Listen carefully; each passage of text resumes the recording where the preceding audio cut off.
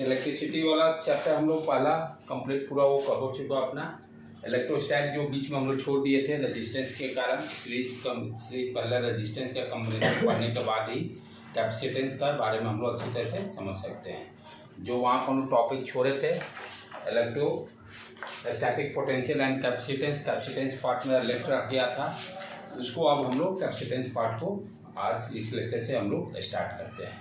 Right बेटे, तो 2 copy आपका जस्ट जो बच्चे रेजिस्टेंस और का सारा सीरीज कॉम्बिनेशन समझ गए उनके लिए कैपेसिटेंस भी बहुत आसान है। जस्ट उसका सारा उल्टा प्रोसेस करना है।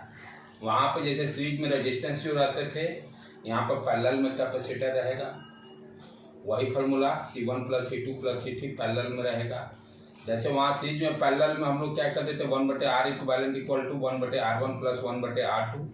वहाँ का पैरेलल यहाँ सीरीज कैपेसिटेंस दे देगा C equivalent = C1 + C2 + C3।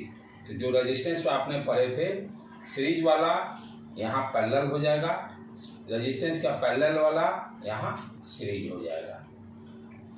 Concept वही, खाली फार्मूला में ये चेंजेज होंगे। जो ये बातें मैं बता रहा हूँ फार्मूला इंटरचेंज होगा बस, लेकिन कॉन्सेप्ट सारा सेम रहेंगे। वहाँ पर करंट की बात करते थे, यहाँ हम लोग चार्ज की बात करेंगे। सेल जो था यहाँ भी सेल रहेगा। डिफरेंस क्या रह गया, वहाँ करंट की बात करते थे करंट डिस्ट्रीब्यूशन, यहाँ चार्ज डिस्ट्रीब्यूशन की बात करेंगे। पैरेलल का जो कॉन्सेप्ट वहाँ था कि 2 रेजिस्टेंस के 2 पैरेलल होने के लिए दोनों के क्रॉस पोटेंशियल डिफरेंस सेम होना चाहिए, यहाँ भी वो कॉन्सेप्ट इम्प्लीमेंट होगा। जिस तरह से वहाँ हम लोग करते थे सीरीज में जो रेजिस्टेंस है तो करंट सारे में सेम होंगे, उसी तरह से यहाँ भी कैपेसिटेंस जो होगा सीरीज में जो रहेंगे चार्जेस सारे पर सेम रहेंगे। लॉजिक सारा सेम, सिर्फ फार्मूला इंटरचेंज होगा। जो सीरीज रेजिस्टेंस का जो फार्मूला था आपका R equivalent = R1 + R2 + R3 like that, ये अब पैरेलल कैपेसिटर में क्या हो जाएगा, पैरेलल कैपेसिटर का हो जाएगा। पैरेलल कैपेसिटर का फार्मूला बन जाएगा C equivalent = C1 + C2 + C3, formula interchange. उसी तरह से रेजिस्टेंस के लिए, पैरेलल रेजिस्टेंस के लिए R इक्विवेलेंट जो हम लोग लिखते थे 1/R1 + R2, अब ये सीरीज कैपेसिटेंस के लिए हो जाएगा 1/C इक्विवेलेंट = 1/C1 + 1/C2। सिर्फ फार्मूला इंटरचेंज होगा, बाकी सारा कॉन्सेप्ट सेम। करंट की जगह पे यहाँ पे चार्ज, जिस तरह से करंट के लिए हम लोग को वहाँ कॉन्सेप्ट अपनाते थे कि पैरेलल होता है तो पोटेंशियल डिफरेंस सेम, राइट।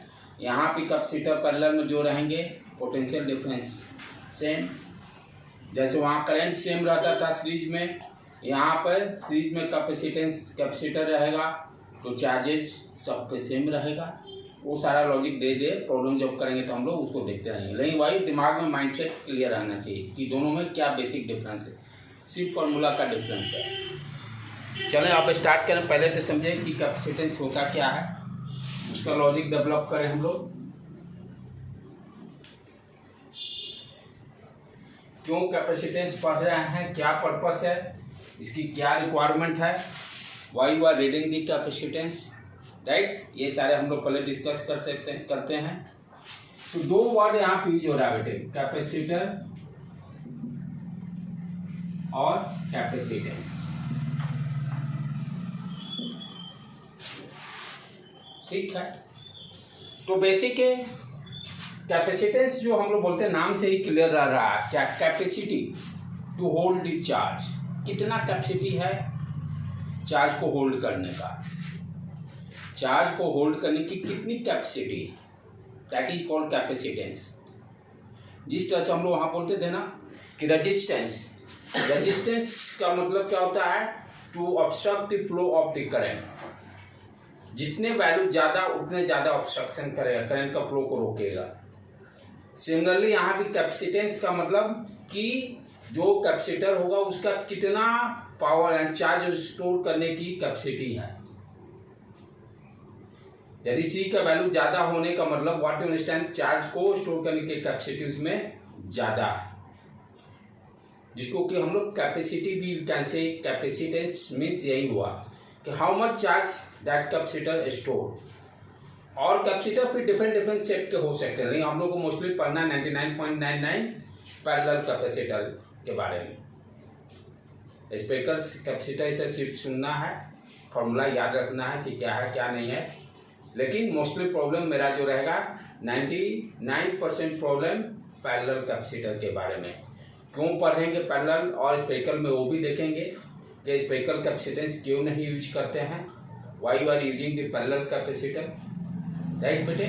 तो कैपेसिटेंस का मतलब भी होता है कि वो कैपेसिटर कितना चार्ज स्टोर करने की कैपेसिटी है।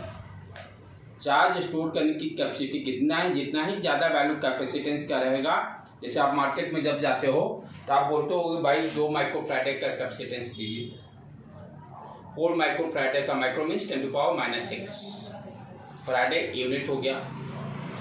जिस वजह से आप रेजिस्टेंस के लिए बोलते थे 10 ओम, 2 ओम, 20 ओम, तो वैल्यू बताता था। उसी तरह से कैपेसिटेंस के नाम में वैल्यू, कितना वैल्यू का कैपेसिटर चाहिए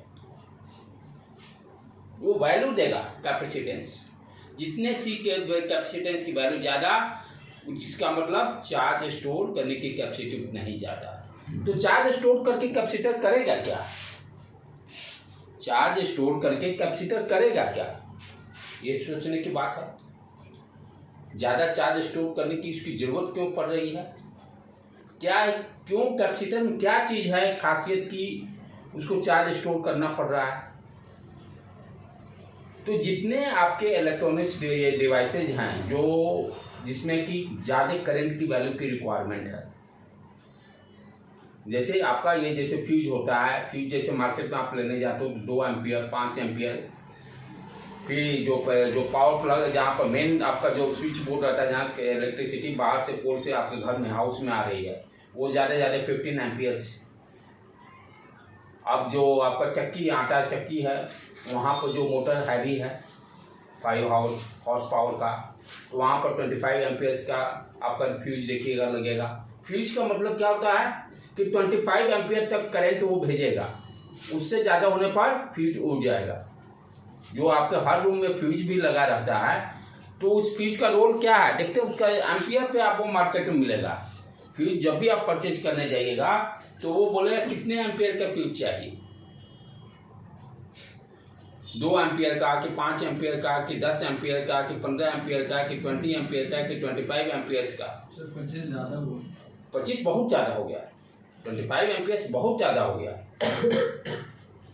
यानी आटा चक्की वाले मोस्टली यूज करते हैं। घर के लिए तो ये सब 5 एम्पियर्स से रहता है। 2 एम्पियर्स घर वाला हाउस रूम वाला जो रहता है 2 amperes, 220 volt 2 ampere power plug का ज़्यादा रखते हैं। तो कहने का मतलब 220 तो फिक्स है, आपके हर बोर्ड पर 220 वोल्ट मिलना है। क्यों मिलेगा, क्योंकि सब घर का कनेक्शन कैसा है, पैरेलल है। हर रूम का कनेक्शन कैसा है, पैरेलल में है। पैरेलल का कॉन्सेप्ट क्या हो गया, पोटेंशियल डिफरेंस सेम। तो हर रूम में जितने भी बोर्ड लगे रहेंगे इलेक्ट्रिक बोर्ड, वहां पर आप वोल्टेज जब भी मेजर कीजिए तो कितना देगा 220, क्योंकि एवरी रूम का, क्योंकि कैसे पकड़ रहा है, अब इसी रूम का एक बॉल्ब फ्यूज होने के कारण दूसरा तो बंद नहीं हो रहा है। सीरीज में रहता तो एक खराब होता तो सारे बंद। तो इसमें यहीं से हमको प्रैक्टिकली पता चल रहा है कि सारे पैरेलल कनेक्शन, सारे पैरेलल कनेक्शन है और हर बोर्ड पर 220 वोल्ट है। तो जो फ्यूज यहाँ पर लगा हुआ है वो क्या डिसाइड करेगा भाई कितना पावर की रिक्वायरमेंट है। जितने हैवी इलेक्ट्रिक डिवाइसेस उसको क्या करना पड़ेगा, उसका फ्यूज हाई रखना पड़ेगा। जैसे पावर प्लग का हाई रखना पड़ेगा 5 एम्पियर्स, वॉशिंग मशीन चलाना है, गीजर चलाना है, तो क्योंकि 220 तो फिक्स है। तो पावर का फॉर्मूला क्या, power equal to V into I. Power equal to formula क्या, V इंटू आई। तो ये तो फिक्स हो गया। तो हम क्या चेंज है, मेरे पास आई ही चेंज हो सकता है। तो जहां पर जो इलेक्ट्रॉनिक्स डिवाइसेस हाई पावर की रिक्वायरमेंट है, इट मीन्स को ज्यादा करंट चाहिए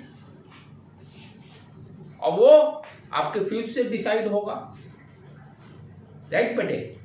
तो उसी तरह से हम क्या देख रहे हैं कि यहाँ पर जो आपका कैपेसिटर का रोल क्या है, पंखे में आपका कैपेसिटर लगा हुआ है, जितने आपके यानी कूलर हैं जो हैवी मोड यानी पंखे जो रहते हैं वहाँ भी कैपेसिटर लगा हुआ है। जितने हाई पावर सप्लाई वाले इलेक्ट्रॉनिक्स डिवाइसेस जिसको की रिक्वायरमेंट है हाई पावर का, आपका ये वहाँ भी कैपेसिटर लगा हुआ है। सब जगह जितने देखिएगा हाई डिवाइस जिसको ज़्यादा पावर चाहिए, जिसको ज़्यादा पावर चाहिए वहाँ एवरीवेयर आपका कैपेसिटर लगा हुआ है। ये कैपेसिटर कर क्या रहा था, अब उसका रोल क्या है? इसका रोल ये चीज है कि जो हाई यानी जो डिवाइसेस जिसको कि हाई पावर चाहिए, जिसको स्टार्ट करने में ज़्यादा एनर्जी की ज़रूरत है, पावर को एनर्जी के टर्म में भी बोल सकते हैं, क्योंकि क्या है पावर और एनर्जी के बीच में relation? What is relation? Power and energy, power energy time का relation, power equal to energy upon time. तो पावर हाई कहने का मतलब एनर्जी भी ज्यादा।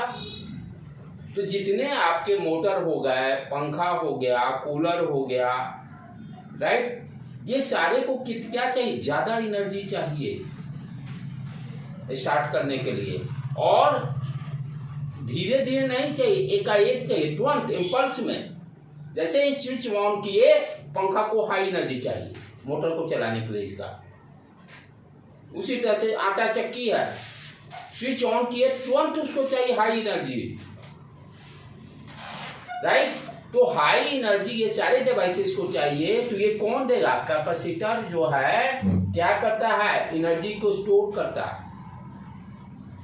हाई एनर्जी को स्टोर करता है और एकाएक फटाक देना एनर्जी देगा, तुरंत इंस्टेंट एनर्जी देगा वो। ये नहीं कि धीरे धीरे देगा वो, क्योंकि धीरे देने में तो डिवाइस चालू ही नहीं होगा। 5 हॉर्स मोटर का है, उसको स्विच ऑन करते स्टार्ट हो जाता है। यदि आपका कैपेसिटर नहीं, चाहे एसी में आप देखिएगा, कभी कभी आपका कंप्रेसर देखते हैं पंखा स्टार्ट होगा बंद हो जाएगा। एसी का जो फैन बाहर का देखिए कंप्रेसर का क्या होता है, यदि कैपेसिटर आपका काम नहीं कर रहा है तो स्टार्ट पंखी होगा लेकिन फिर बंद तुरंत हो जाएगा, क्योंकि वो कांस्टेंट वोल्टेज प्रोवाइड नहीं कर रहा है। तो एसी का भी आपका कैपेसिटर खराब हो गया तो कंप्रेसर वर्क नहीं करता, क्योंकि उसको स्टार्ट करने के लिए ज़्यादा वोल्टेज पावर चाहिए तो मोटर को। जैसे अभी हाल में मेरे भी घर में भी क्या था, फ्यूज उसका कैपेसिटर खराब हो गया था, तो सिर्फ चले लेकिन कोई कूलिंग होता नहीं था, पंखी ही नहीं स्टार्ट होता था, पंखी बंद हो जाए। उस पंखी को स्टार्ट करने के लिए ज़्यादा एनर्जी चाहिए। ये ज़्यादा एनर्जी देगा कौन? कैपेसिटर देगा। आप देखते हो जहाँ भी देखो, एसी में भी देखोगे इसी तरह से सिलेंडर टाइप शेप का रहता है, पंखा में देखोगे सिलेंडर टाइप का आपका व्हाइट कलर का कैपेसिटर रहेगा। तो इसका काम क्या है? ये चार्ज को स्टोर करता है। तो बैटरी और इसमें डिफरेंस क्या है? बैटरी में भी तो चार्ज स्टोर होता है। घर में जो बैटरी हम लोग यूज करते हैं, पावर कट हो जाने के बाद बैटरी वो भी तो चार्जिंग करते हैं, उसमें भी चार्ज स्टोर होता है, एनर्जी स्टोर होता है। तो what is difference between battery and capacitor? Battery क्या करता है? आपका धीरे धीरे एनर्जी देता है, स्लो, यानी उसको एकाएक एनर्जी नहीं देगा बैटरी एकाएक। यदि एकाएक सारे चीज चालू कर दे तो आवाज करने लगता है बैटरी का इन्वर्टर के पास। तो वो क्या है? एनर्जी धीरे धीरे देता है। यहाँ हमको एनर्जी एकाएक चाहिए, दैट इज द बेसिक। दोनों एनर्जी स्टोर ही कर रहा है, कैपेसिटर भी एनर्जी स्टोर कर रहा है, बैटरी भी थ्रू चार्जिंग एनर्जी स्टोर वहाँ भी होता है। दोनों में डिफरेंस क्या हो गया? जो घर का बैटरी रहता है वो एनर्जी धीरे धीरे दे रहा है। जितने पंखे चल रहे हैं, बॉल चल रहे हैं, उसको क्या चाहिए? एनर्जी ही तो चाहिए, एनर्जी कंज्यूम कर रहा है। और कैपेसिटर क्या कर रहा है? कैपेसिटर एकाएक एनर्जी, तुरंत इंस्टेंट एनर्जी प्रोवाइड करता है, क्योंकि उस डिवाइस को ज़्यादा एनर्जी चाहिए। That is the basic difference between capacitor and battery.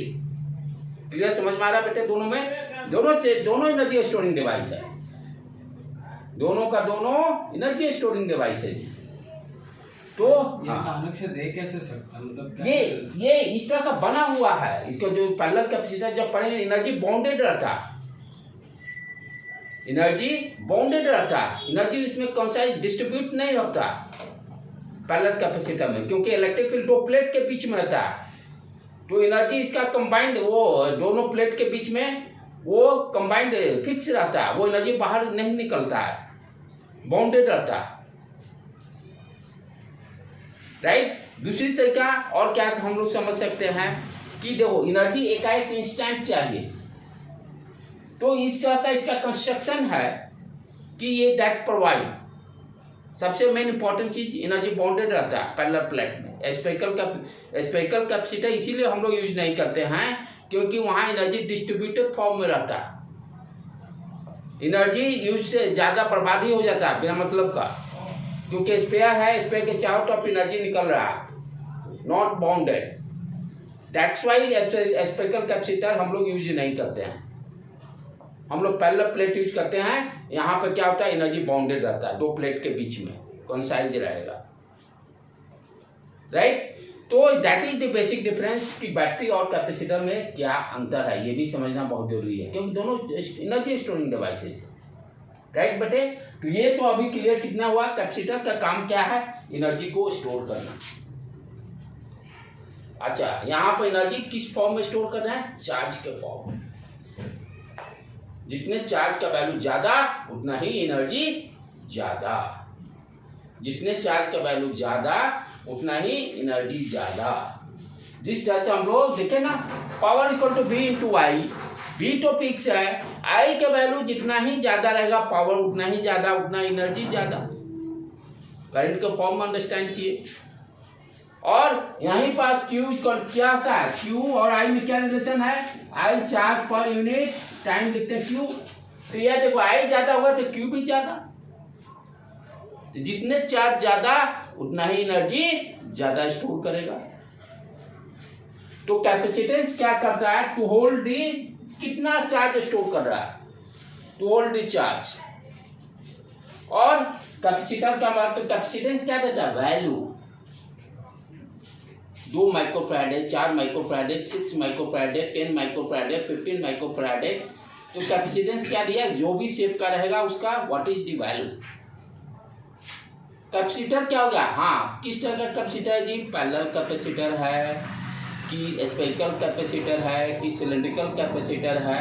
तो ये दोनों वर्ड में इस तरह से मीनिंग को क्लियर करने का। Register and resistance,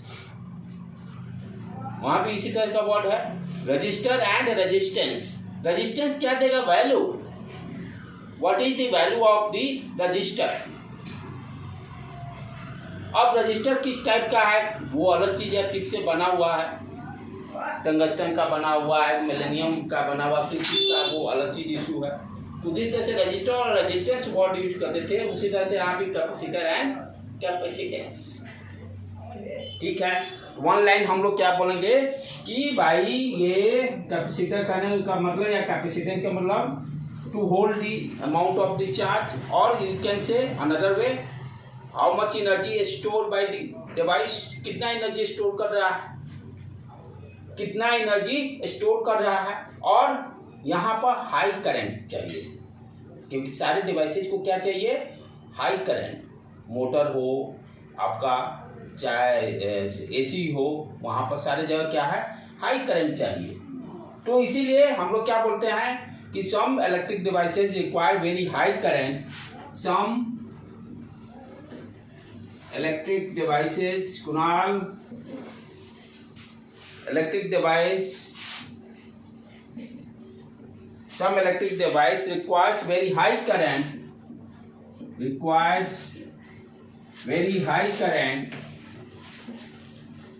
nearly 20 to 25 ampere, 20 to 25 ampere to start them, उनको स्टार्ट करने के लिए हाई करंट चाहिए।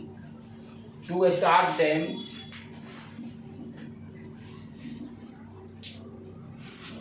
जैसे for example fan, motor, AC जितने हैं सारे को हाई करंट चाहिए। इसीलिए आप देखोगे घर का जो बोर्ड का स्विच होगा और पावर प्लग का स्विच जो फ्यूज जो होगा दोनों में एम्पियर में डिफरेंस रहेगा।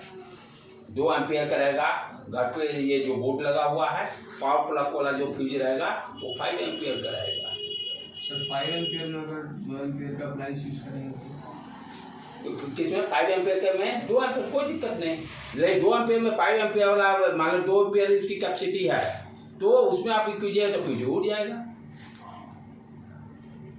फ्यूज क्यों उठता है कि हैवी लोड आप यूज करने लगते हैं, रिक्वायरमेंट थी आपको है, फ्यूज का पावर है जैसे है मान लो 2 एम्पियर का, नहीं मतलब कितना हो गया 220 × 2 पावर कितना हो गया 440 वाट।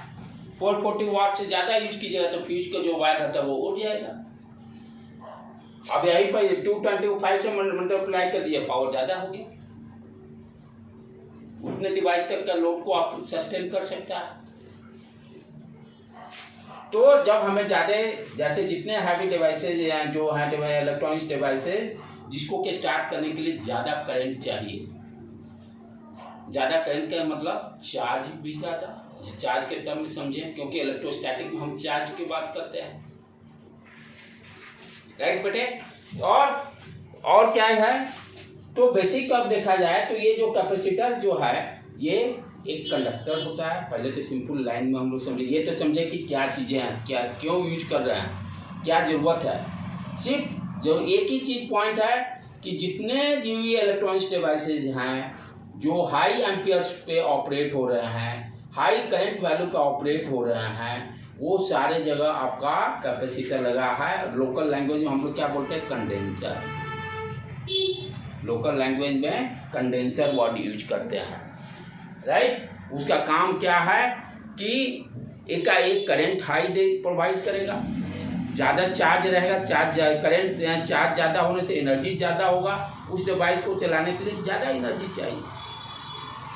That's why use the condenser और कैपेसिटर, कंडेंसर का ही नाम है, कैपेसिटर हम लोग बोलते हैं, ठीक है। तो ये है कि क्या चीज़, ये एक सिंपली कंडक्टर है। क्या है? एक कंडक्टर है।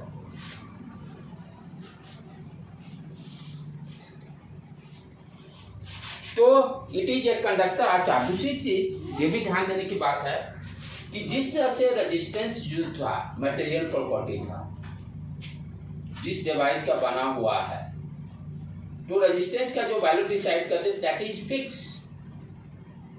उसी तरह से कैपेसिटेंस भी एक मटेरियल प्रॉपर्टी है, वो भी फिक्स रहेगा।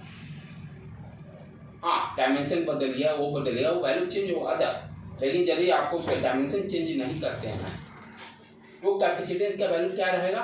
फिक्स रहेगा। अब ये नहीं कि जैसे फैन का आप लेके आए, उसका जो वैल्यू है मान लो 5 माइक्रोफैराड है, ये नहीं कि वो टाइम के हिसाब से चेंज होते रहेगा, that is fix value, right. तो कैपेसिटेंस जो होता है वो भी एक कैन से मटेरियल प्रॉपर्टी है, किस टाइप के कंडक्टर का बना हुआ है, क्योंकि ये कंडक्टर सिंपली रहता है, कंडक्टर रहता है,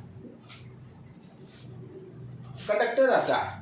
और कंडक्टर में जो प्रॉपर्टी आप लोग पढ़े हो, चार्ज जो उसमें यदि स्पेरिकल कंडक्टर रहेगा तो क्या रहेगा, कोई मान लो आप स्पेरिकल कंडक्टर ले लेते हो, इसमें चार्ज देते तो हम लोग क्या पढ़े थे, चार्ज सरफेस पे आ जाता है, क्योंकि inside the conductor electric field zero, inside the conductor electric field zero. तो ये बेसिकली हम क्या देख रहे हैं, कैपेसिटर क्या है, एक कंडक्टर है जो कि एनर्जी को होल्ड करता है, और charge we can also say charge को होल्ड करता है। दोनों बात बराबर ही है। चार्ज होल्ड करने का मतलब चार्ज से एनर्जी कैलकुलेट कर लेंगे, तो दोनों में कोई डिफरेंस नहीं है। यदि anyone can say it is a property to hold the charge, वो भी सही है। It is property to hold the energy, electrical energy, वो भी सही है।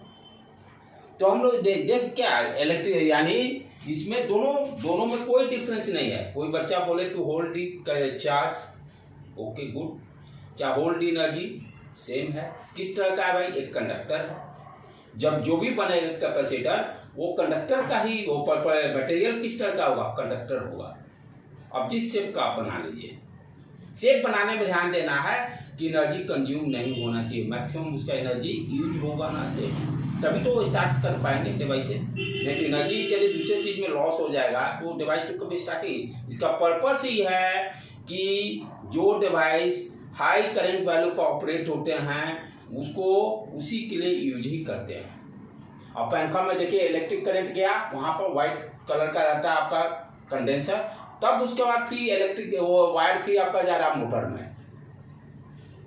तो इसीलिए आप देखते हो कि जैसे वो खराब हो गया तो करंट ही अंदर नहीं जाएगा, आपका फैन धीरे धीरे स्लो मोशन में चलेगा।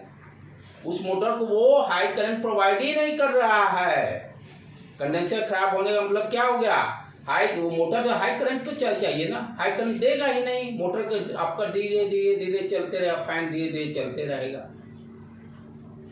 कंडेंसर जब एसी में भी आप वही चीज देखते हैं, पंखा देखेगा कंडेंसर का चलेगा ही नहीं, क्योंकि उसको चलाने के लिए हाई करंट चाहिए। तो उपाय क्या है, आप उसको इलेक्ट्रिशियन को बुलाते हो, कहता है सर आपका कंडेंसर खराब हो गया है, तो आप उसके जगह पर कंडेंसर आप उसका देखिए, ये सब कभी देखना चाहिए आप लोगों को कि कितना उसका कैपेसिटेंस वैल्यू रहता है, लिखा रहता है उस पर, फैन पर कितना रहता है, कंडेंसर पर कितना रहता है।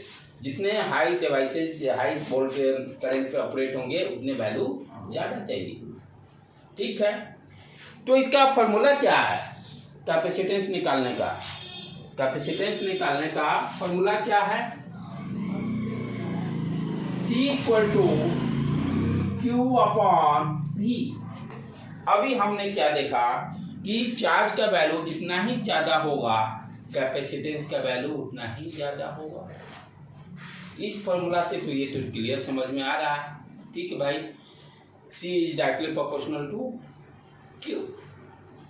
अब दूसरा एक टर्म डिनोमिनेटर में हम लोग क्या देख रहे हैं, पोटेंशियल, क्योंकि इलेक्ट्रोस्टैट में तीन ही टर्म हम लोग पढ़े हैं, इलेक्ट्रोस्टैटिक फोर्स, फिर उसके बाद इलेक्ट्रिक फील्ड के बारे में पढ़े हैं, फिर उसके बाद पोटेंशियल के बारे में पढ़े हैं, राइट। यही तीन टर्म पे पूरा इलेक्ट्रोस्टैटिक का है। तो यहाँ पर टर्म क्या आ गया, पोटेंशियल, जो कंडक्टर का पोटेंशियल के इनवर्सली प्रोपोर्शनल है। इसका क्या मीनिंग है कि ये कह रहा है पोटेंशियल जितना ही कम होगा उसका कैपेसिटेंस का वैल्यू ज़्यादा होगा। ये क्या चक्कर है, ये तो क्लियर समझ में आ गया कि भाई चार्ज का वैल्यू जितना ही ज़्यादा होगा इसका मतलब कैपेसिटेंस वैल्यू एनर्जी ज़्यादा स्टोर करेगा, कैपेसिटेंस वैल्यू ज़्यादा होगा। यहाँ से क्लियर क्या गया, C is directly proportional to Q।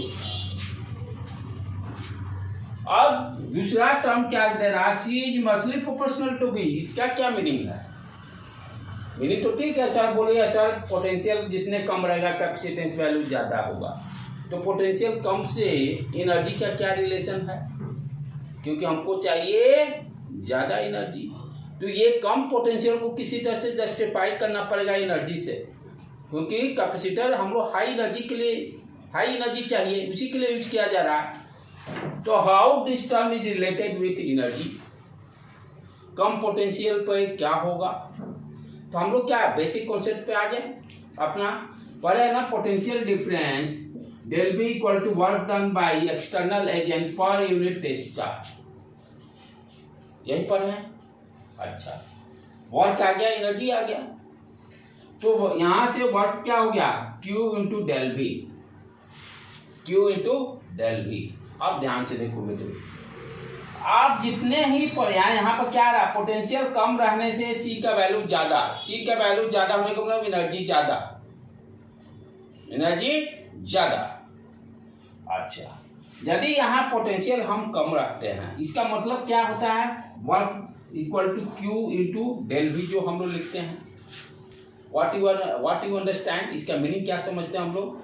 क्या देखे थे, कोई भी पॉइंट है जिस पर पोटेंशियल मान लीजिए V है, इस पॉइंट पर इन्फिनिटी एक पॉइंट हम लोग कंसीडर करते थे जहां पर पोटेंशियल को हम लोग जीरो एज्यूम करते थे, यही से पोटेंशियल डिफरेंस इसी तरह से डिफाइन किए थे।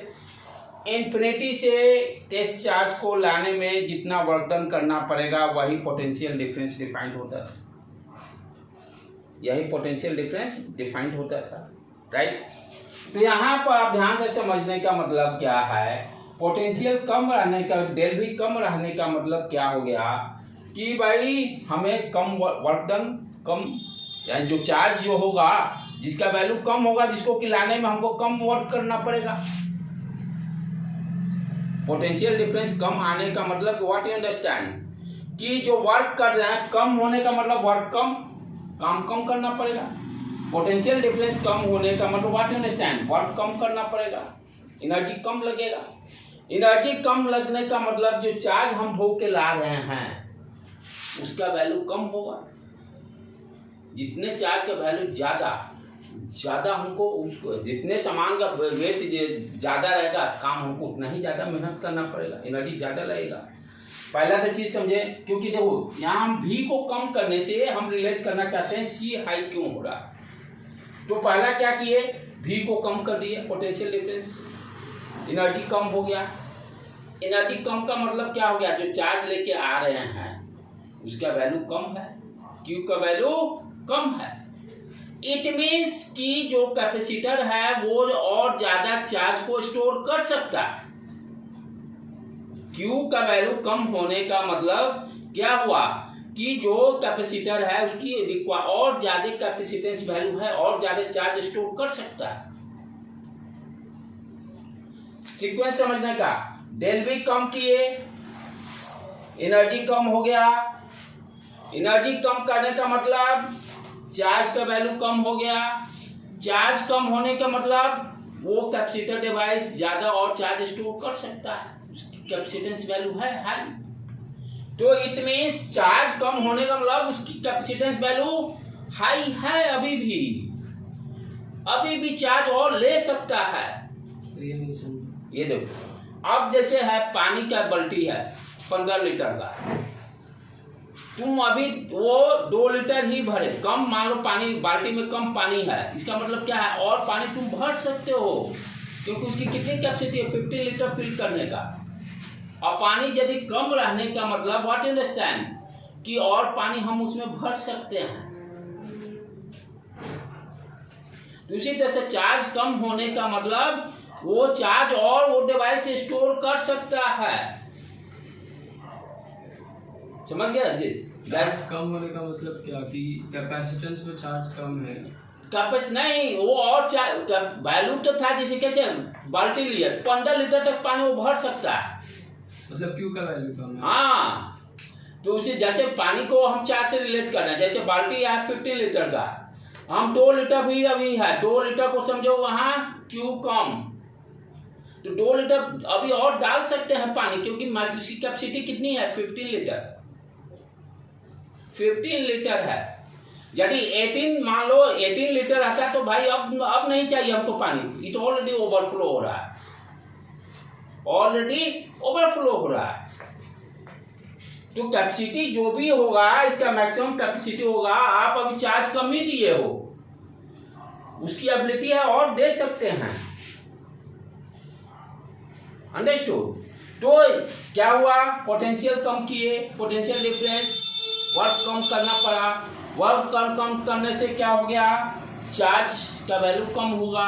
चार्ज कम होने का मतलब जो डिवाइस है, कैपेसिटर डिवाइस है, वो और चार्ज ले सकता है। तो यही तो रिलेट हो रहा, पोटेंशियल कम करने से capacitance high, C is inversely proportional to potential difference. Understood बेटे? तो यहाँ पर हम क्या देख रहे हैं कि जो भी डिवाइसेज हैं कैपेसिटेंस 2 वैल्यू पर डिपेंड करा, 2 पैरामीटर पर, एक चार्ज और दूसरा पोटेंशियल डिफरेंस। पोटेंशियल तो लेकिन कांस्टेंट होना 200 कैसे 220। अरे भाई वो 220 घर के लिए ना, सब जगह के लिए तो नहीं। अभी तो चार्ज की यहाँ बात कर रहे हैं, नॉर्मल प्रैक्टिकल लाइफ बात कर रहे हैं, घर के लिए फिक्स हो गया ना, घर के लिए फिक्स है। वहाँ करंट का सीन है, वो डिफरेंट इशू, वहाँ उसको को रिलेट कर सकते हैं। चार्ज वहाँ करंट को हम चार्ज जैसा समझ सकते हैं, बस समझने के लिए यूज करना है उसको, राइट?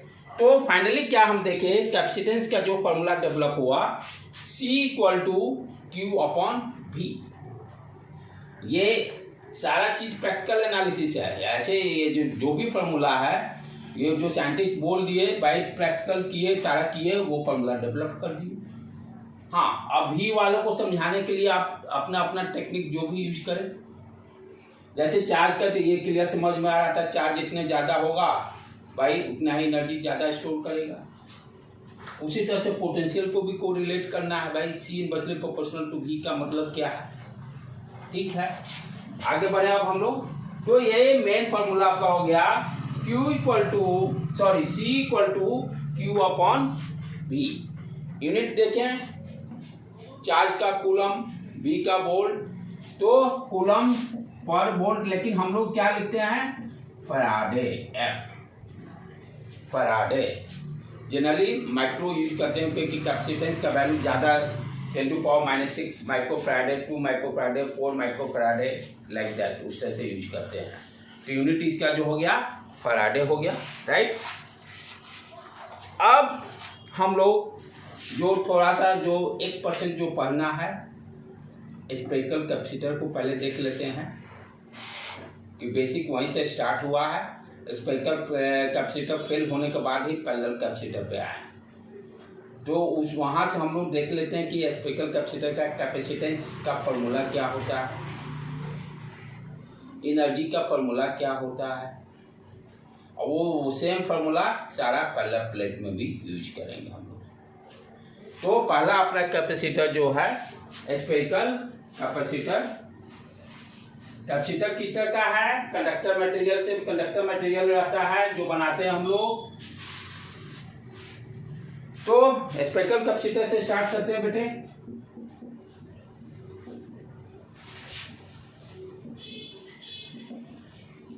ठीक, क्या किए, स्पेरिकल एक कोई भी जो मेटल का आप ले लीजिए जो कंडक्टर मेटल है, ठीक, ये मटेरियल किस तरह का है, कंडक्टर है।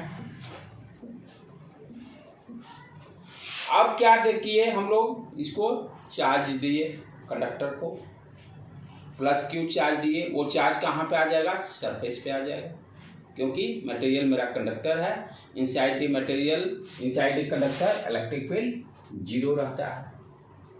सारा चार्ज मेरा कहाँ पे आ गया, सरफेस पे आ गया।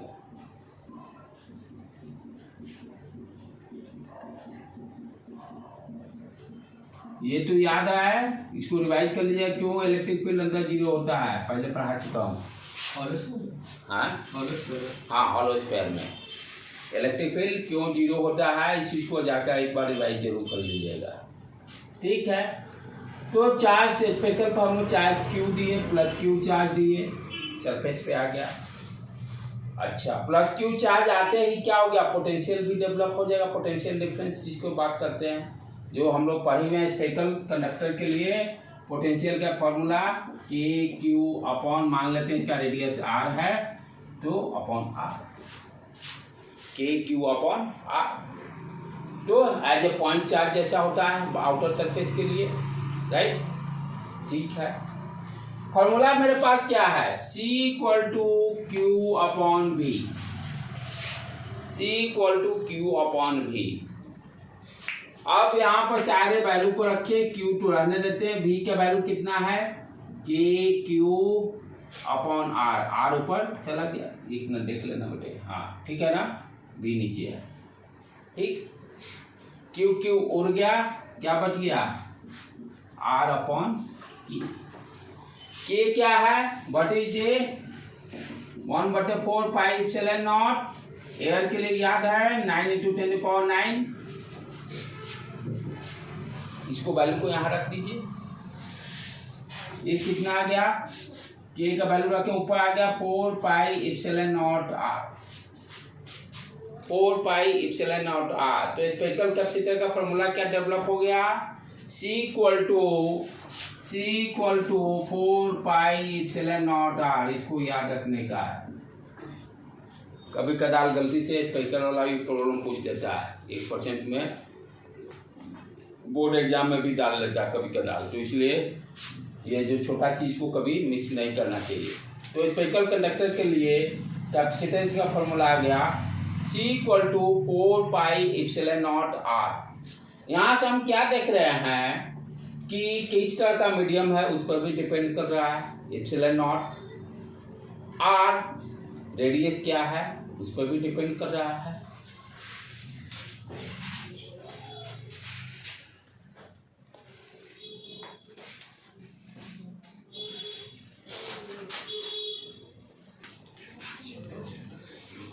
तो क्या देखें अभी हम लोग स्पेरिकल कैपेसिटर का फॉर्मूला हम लोग C equal to 4 pi epsilon not into R. Spectral capacitance का हम लोग क्या देख रहे हैं, वैल्यू किस पर डिपेंड किया, कैसा मीडियम है उस पर भी डिपेंड कर रहा है, राइट। इसके बाहर में मीडियम कैसा है और इसका रेडियस क्या है, राइट। अब देखो यदि सिंपली देखें कि कैपेसिटेंस जो निकाले हैं, यदि रेडियस 1 मीटर भी रखते हैं तो 1 मीटर बहुत होता है लेंथ, तब सी का वैल्यू कितना आ रहा है, थोड़ा सा देख लें कि स्पेक्ट्रल कैपेसिटर क्यों पढ़ना लोग क्यों नहीं पढ़ते हैं, क्यों इसकी हम लोग इसका यूज नहीं करते हैं। सिंपली हम लोग क्या किए कि if the value of R, यदि 1 मीटर लेते हैं, 1 मीटर तो बहुत होता है, 1 मीटर का spectral sphere too much large, 1 metre रख के आप सी का वैल्यू कैलकुलेट करोगे, C equal to 4 pi epsilon not into R, 4 pi epsilon nought, R का वैल्यू 1 रख दो बेटे, और 4 पाई एप्सिलॉन का वैल्यू कितना जाएगा 1 डिवाइडेड बाई 9 इंटू 10⁻9, तो ये 1 10⁻9 इंटू 1, ये वैल्यू कितना हो जाएगा 10 मल्टीप्लाई कर लें 10⁻−10, 1 पॉइंट समथिंग 1.1 टू 10⁻−10 माइक्रो में जनरली होता है कैपेसिटर का वैल्यू, तो यदि वो भी रख दें तब भी देखो वैल्यू कितना आ रहा है 10⁻⁴, क्योंकि 1 माइक्रो मीन्स 10⁻6, तो वैल्यू देखो कितना वेरी वेरी स्मॉल 1.1 10⁻⁴ माइक्रो है, 4 शून्य पीछे। तो स्पेक्ट्रल कैपेसिटेंस का वैल्यू देखें, जब आर का वैल्यू हम 1 मीटर रख रहे हैं तब इतना वैल्यू कम आ रहा है, आर इक्वल टू 1 मीटर रखने पे ये पोजीशन है। तो स्पेक्ट्रल कैपेसिटर का वैल्यू बहुत बहुत वेरी वेरी स्मॉल, जिसके कारण हम लोग इसको यूज नहीं करते हैं। पहला रीजन कहीं ऑब्जेक्टिव में +2 में पूछ दे बोर्ड एग्जाम में, क्यों नहीं यूज करते हैं, कभी तो न्यूमेरिकल भी दे देता है, क्योंकि इसको लोग सोचता है कि आएगा नहीं भोला बच्चा कभी आ गया तो काम गड़बड़ कर देता है, क्योंकि फॉर्मूला बहुत आसान है, C equal to 4 pi epsilon nought, सिर्फ आर का वैल्यू रखना है। तो पहला रीजन इसको नहीं यूज करने का पर्पस क्या है, capacitance value is very small, capacitance value ये जो है बहुत ही छोटा है, very small, that's why can not use the spectral capacitor, पहला रीजन, ठीक है। अब दूसरा चीज एनर्जी की बात करें, एनर्जी का फॉर्मूला क्या होगा, पहले स्पेक्ट्रल कैपेसिटर के लिए एनर्जी का फॉर्मूला क्या होगा उसको देखें हम लोग।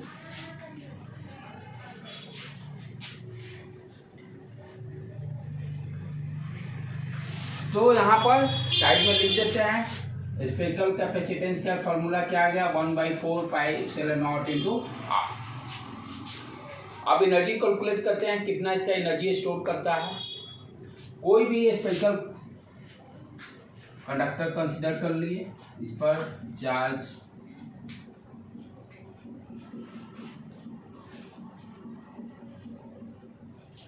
जब भी हम एनर्जी की बात करते हैं चार्ज के टर्म में, तो एनर्जी को हम लोग जनरली क्या डिस्कस किया, del V equal to work done by external agent per unit discharge, formula यही आया था, work done by external agent per unit discharge. इस फॉर्मूला को जब डिफाइन किए थे उसमें हम लोग क्या देखे थे कि इन्फिनिटी से किसी डिस्चार्ज को लाने में जो वर्क डन करना पड़ता है वही पोटेंशियल डिफरेंस होता है। अच्छा, फिर दूसरा चीज उसी के ये सारे पढ़ने के बाद पोटेंशियल एनर्जी भी डिफाइन किए थे, याद होगा, सिस्टम का पोटेंशियल एनर्जी। तो जैसे मान लो कोई 2 चार्ज है जिसके कारण पोटेंशियल एनर्जी कैलकुलेट करना रहता है, तो इसमें हम लोग क्या किए थे, पहले Q1 चार्ज को लाए थे, तो यहाँ तो कोई फील्ड है नहीं, तो Q1 को चार्ज को लाने में कोई वर्क डन नहीं करना पड़ा, ठीक है। जब Q1 चार्ज आ गया, क्योंकि उसमें क्या है, जब कोई चार्ज ही नहीं है तो इन्फिनिटी से हल्का पुश मारेंगे, ना फोर्स उस लगना, अपने आप पहुंच गया, जहाँ पहुंचा वहाँ रुक दिए जहाँ रुकना है, तो एक चार्ज को लाने में कोई एनर्जी लगता नहीं। हाँ, अब दूसरा चार्ज लाएंगे, यदि ये पॉजिटिव चार्ज है तो रिपल्सिव फोर्स लगेगा, तो दूसरे को चार्ज को लाने में जो वर्क डन करना पड़ेगा, तो के Q1 Q2 अपॉन आर का फॉर्मूला डेवलप किए थे पोटेंशियल एनर्जी में, तो वो कंसेप्ट को यहाँ पर हम लोग यूज करेंगे। ठीक है, और एक चीज ध्यान देने की बात है कि वर्क डन और पोटेंशियल एनर्जी में क्या डिफरेंस होता है, चेंज इन पोटेंशियल, ये del U change in potential energy equal to work done by external agent minus work done by electric force. ये सारा चीज हम लोग कर चुके हैं, एक बार उसको रिवाइज जरूर कर लीजिएगा। तो यदि हम वर्क डन निकाल लेते हैं, एक्सटर्नल वर्क डन निकाल लेते हैं, तो चेंज इन पोटेंशियल एनर्जी भी निकल जाएगा। चलो अब क्या करते हैं कि मान लेते हैं कि initially at t equal to 0 पर कोई चार्ज इस पर नहीं है, जिस तरह से पोटेंशियल एनर्जी डिफाइन करते थे। t इक्वल टू 0 पर मान लेते हैं इस प्रकार चार्ज 0, चार्ज 0 होगा तो पोटेंशियल भी 0, क्योंकि K2 अपॉन R होता है पोटेंशियल का फॉर्मूला, तो पोटेंशियल भी 0 हो गया। अब किसी भी इंस्टेंट पर t इक्वल टू मान लो t, किसी भी इंस्टेंट पर चार्ज स्मॉल q आ गया। ठीक है, अब पोटेंशियल कैसे डिफाइन कर रहे हैं थोड़ा सा आप देख, कैपेसिटेंस के टर्म में आप डिफाइन करेंगे। क्या है कि हम लोग अभी देखिए कैपेसिटेंस का formula C equal to Q upon V, basic formula. C का तो वैल्यू चेंज नहीं होगा, वही है गोला का गोला, सेम रेडियस है ना। तो एट t इक्वल टू 0 पे जो C का वैल्यू होगा, at t equal to t पे भी वही C का वैल्यू होगा, वो तो चेंज करेगा नहीं। ठीक, तो C का वैल्यू फिक्स रहा और चार्ज कितना आ गया t इक्वल टू t पर स्मॉल q, कितना आ गया small q। What is the potential, q upon c लिख सकते हैं, q अपॉन c। तो किसी इंस्टेंट पे पोटेंशियल कितना हो गया, q upon c, q upon c। At t equal to infinity पे क्या होगा, डैश बढ़ा लो, क्या हो रहा है इसमें हम क्या देख रहे हैं, चार्ज बढ़ते जा रहा है, जैसे जैसे टाइम बढ़ते जा रहा है इंफिनिटी से चार्ज को लेके आ रहे हैं, चार्ज बढ़ते जा रहा है। तो एट इंफिनिटी मान लिया क्या होगा, क्यू पर जो चार्ज था टोटल का टोटल चार्ज आ गया, और उसी तरह से पोटेंशियल कैसे क्या डिफाइंड हो जाएगा, V equal to capital Q upon C। ठीक, यही हो रहा है चार्ज में, यही इसी तरह से होता है चार्जिंग। तो हम इस चार्जिंग की बात करते हैं ना, जैसे आप कहते हैं ना मोबाइल चार्ज होना, उसमें भी रियूजेबल बैटरी है। t इक्वल टू 0 पर ये आया, जैसे जैसे टाइम चार्ज उसमें धीरे धीरे आते जाता है, एनर्जी उसका स्टोर होते जाता है। अब ये चीजें समझने के बाद अब पोटेंशियल का कैसे हम लोग फॉर्मूला डिफाइन कर रहे हैं पोटेंशियल एनर्जी का, ये तो बेसिक हो गया, इसको मिटा देता हूँ बेटे डायग्राम को। अब आ गया बेसिक, बार बार same formula, del V work done by external agent upon Q, work done by external agent upon Q. तो मान लो डी क्यू चार्ज को लाने में कितना वर्क करना पड़ रहा है, तो डेल बी डी डब्ल्यू मान लेते हैं, D W upon D Q charge. ठीक, अब पोटेंशियल क्या हो जा रहा है, ये डेल बी है ना, सॉरी लेफ्ट हैंड साइड में डेल बी या बी वी कैन से। तो ये इस पॉइंट को हम लोग एनालिसिस करते हैं, किसी टाइम टी पर स्पेक्ट्रल पर चार्ज क्यू है, पोटेंशियल कितना है, क्यू अपॉन सी। डेल बी को हम क्या लिख सकते हैं, भी जो स्फीयर पे है चार्ज, भी माइनस भी इंफिनिटी पर जो पोटेंशियल है, यहाँ पर तो 0 है potential, equal to D W upon D Q. और इसका तो वैल्यू 0 हो गया इंफिनिटी पर पोटेंशियल, क्योंकि del V potential at a point तो हम लोग डिफाइन इसी तरह से करते हैं, एक को इंफिनिटी पर 0 रख लेते हैं, और यहाँ पे ये पोटेंशियल क्या है, Q upon C, Q upon C किसी इंस्टेंट पर, that will be equal to D W upon D Q. इसको आप क्रॉस मल्टीप्लाई कर दो, डी डब्ल्यू निकाल लो इंटीग्रेट करके, डी डब्ल्यू इक्वल टू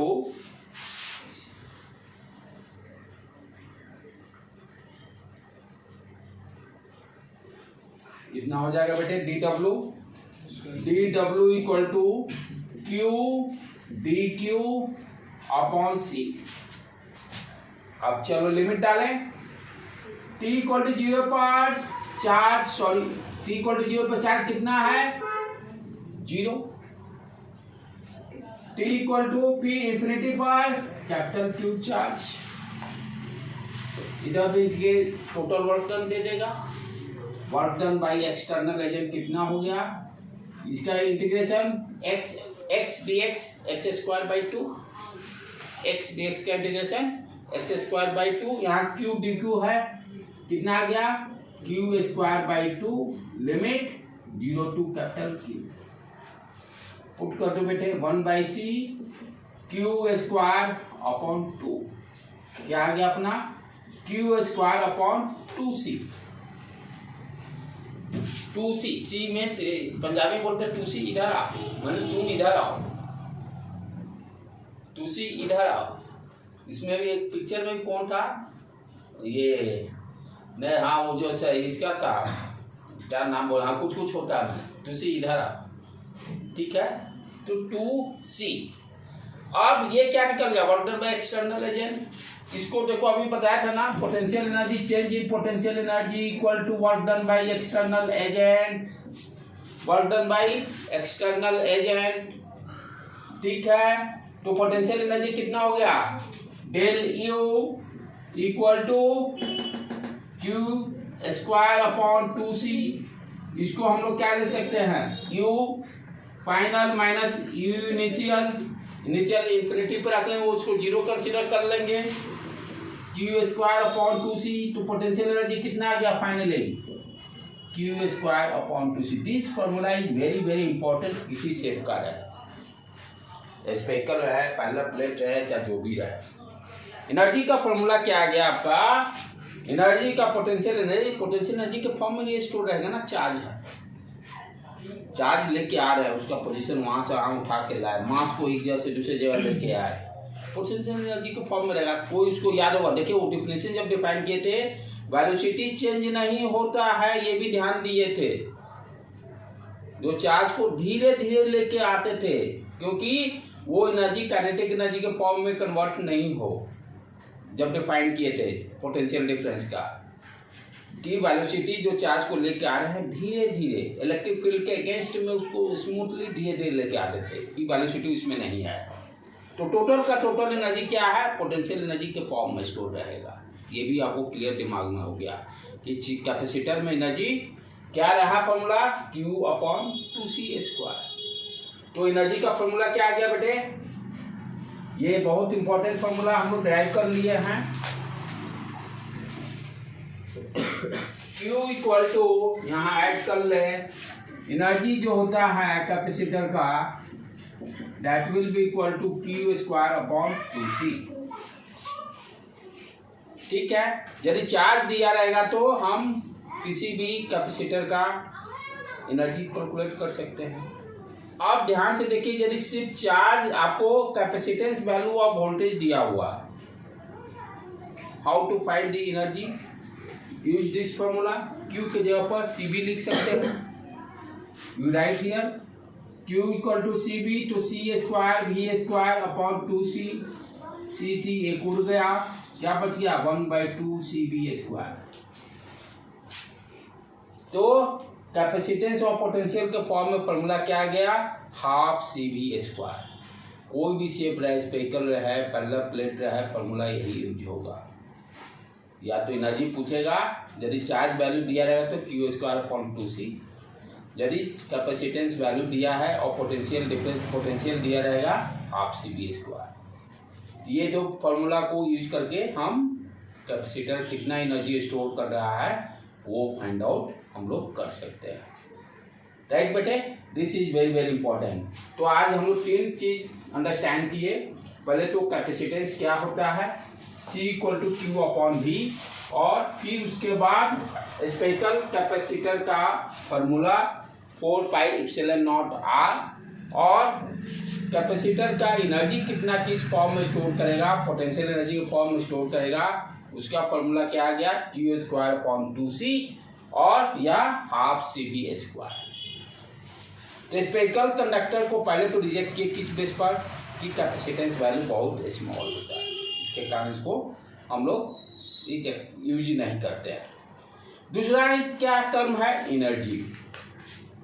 अब क्या है, स्पेरिकल कंडक्टर के केस में आप देखिए, यदि स्पेरिकल कंडक्टर है, इसका कैपेसिटर यदि हम लोग बनाते हैं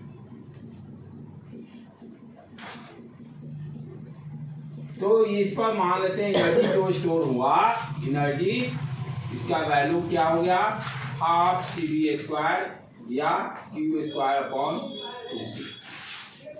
अब ये एनर्जी क्या है, कहीं भी इस फॉर्म में इस तरह से डिस्ट्रीब्यूटेड रहेगा, चारों तरफ से डिस्ट्रीब्यूटेड रहेगा। Energy is not bounded here, energy bounded form में नहीं है। अब हमें तो चाहिए भाई हाई एनर्जी, यहाँ की एनर्जी बहुत सारा तो वेस्टेज भी हो जा रहा है। और कैपेसिटेंस का काम है क्या है, ज़्यादा से ज़्यादा एनर्जी देना है डिवाइस को स्टार्ट करने के लिए। तो मोस्टली एनर्जी यहाँ यूज यानी आपका वेस्टेज हो जा रहा है स्पेरिकल कैपेसिटर में। ये रीजन पूछता है कि why you are not using the spherical conductor. First, capacitance value is very small. Second, energy is distributed, so or we can say energy is not bounded, or that's why we cannot be use the spherical capacitor। इसके कारण हम लोग spherical capacitor को use नहीं करते हैं। ठीक है बेटे, आज यहीं पर रहने देते हैं। नेक्स्ट अपना पैरेलल प्लेट चालू होगा। बेसिक कॉन्सेप्ट आपका इंट्रो कैपेसिटर क्या हो ये समझ गए। अब नेक्स्ट वाला से इंटरेस्टिंग, जैसे रेजिस्टेंस हम लोग सीरीज पैरेलल पढ़ते थे, पैरेलल प्लेट के बारे में। पैरेलल प्लेट में फायदा क्या है आपका, इन्फिनाइट प्लेट, दो प्लेट कंसिडर करेंगे, एक पे प्लस Q चार्ज देंगे, दोनों का सरफेस एरिया सेम रखेंगे। इन्फिनाइट प्लेट कंसिडर करेंगे, एक पे प्लस Q चार्ज देंगे, दूसरे पे माइनस Q चार्ज देंगे। प्लस Q और माइनस Q क्या हुआ, इलेक्ट्रिक फील्ड क्रिएट करेगा, प्लस से माइनस, एनर्जी बाउंडेड हो जाएगा। कैपेसिटेंस का फॉर्मूला डेवलप कर लेंगे, उसके बाद इस पर प्रॉब्लम हम लोग स्टार्ट कर देंगे बनाना। तो आज यहीं पर रहने देते हैं, कल तो एक लेक्चर अपना हो ही जाएगा, आज ट्यूसडे है तो।